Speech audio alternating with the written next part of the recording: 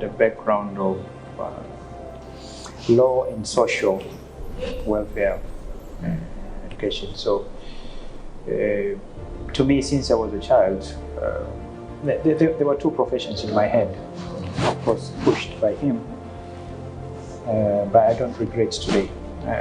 Either I should become a lawyer or I should become a doctor. We are 8 of us, 8 boys, and none of us took the field of medicine. So it was his big inspiration by then that I should become either of the two. But as I was growing, I leaned more to the medical side. And just to fast forward, eventually I entered the medical school. I was an engineer. I was in Ukraine, in Europe. Then as I was finishing first year, second year, that inspiration and desire to become a doctor became even more, because I could see people coming in the hospital in a stretcher and then going home walking. I say, wow, this is magic. But I think I have to do this. So it cuts your teenagerhood and youthful, because medicine is not, I always say anyone in the medical field is not genius, it's just self-discipline, because you need hours and hours to study.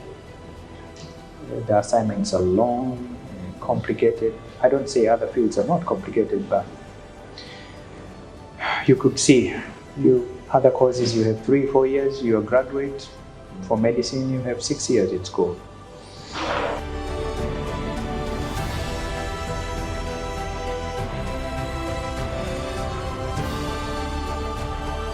If I look on myself, the contribution I've done in the specialty of heart diseases, of course with my other colleagues, is not a one-man job. We have cut the number of patients being referred to India to 95%.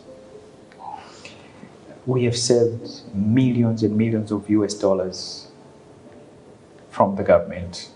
There's one thing really I can step down tomorrow and say I did something to my country. But coming back to this question of other scientists I know who have contributed a lot. First, allow me to mention Dr. Mwele Malechela. May her soul rest in peace. Mwele and I, we are childhood friends. But when Mwele came back,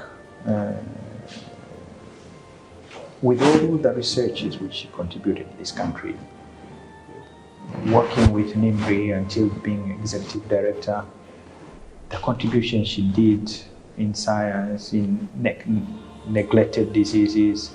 But the time I will never forget when, again, science brought us together is during Kikombe cha Babu. Because she was the head of NIMRI and I was head physician to the president. And when we heard about Kikombe cha Babu, I remember my discussion with Mwele. Mwele, you know, this thing, what about if it's poison? So behind the doors, we approached the president.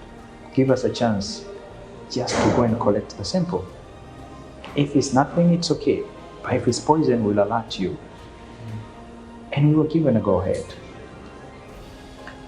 So behind the doors, NIMRI traveled that way, picked the samples, brought them back, did the examination, it's okay.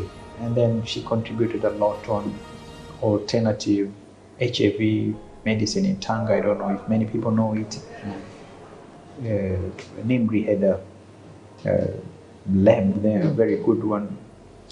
But the other person whom, again, we worked together is Dr. Hassan Mshinda, the former COSTECH executive director. I knew Hassan when he was in Ifakara. Lots of work there on malaria. vaccine, and others move it to Bagamoyo.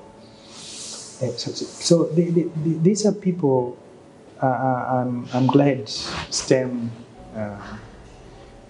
recognizes because, like we see in Europe, in North America, in Southeast Asia, I think people who contribute in science, in technology, regardless, not necessarily medicine, to our country, it's very important to recognize them because it inspires our teenagers, it inspires our young people, it inspires the young scientists that it's not about money, but that recognition as a human being.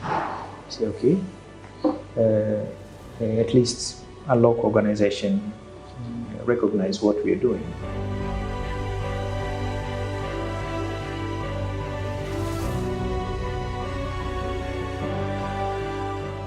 I lost the chance of playing football the way I wanted, but today I'm still a big fan of football, and not only a fan of football, but I'm a board member of Simba Sports Club. So my dream is still there of football. I can see, and I lead it during my time. So, to the youngsters, I think whatever you pick to do, whether it's medicine, engineering, finance, teaching, geology, just perseverance and follow what your heart. There are so many ways. Not everybody can become a doctor or a nurse. If you're an IT person, you develop a device which will make a diagnosis in 30 seconds instead of 3 hours. You have contributed something. So the entire world cannot be doctors, but if multidisciplinary, like now, we cannot operate without the bioengineers because they are the ones controlling the bed, the lights, and everything. So the world and medicine has become very diverse. So we depend on each other. Whether you're an engineer, I depend on you. You're an IT person, I depend on you because all my notes, clinical notes, medicines, and everything is in the computer. But I'm not a computer guru, so I need an IT person.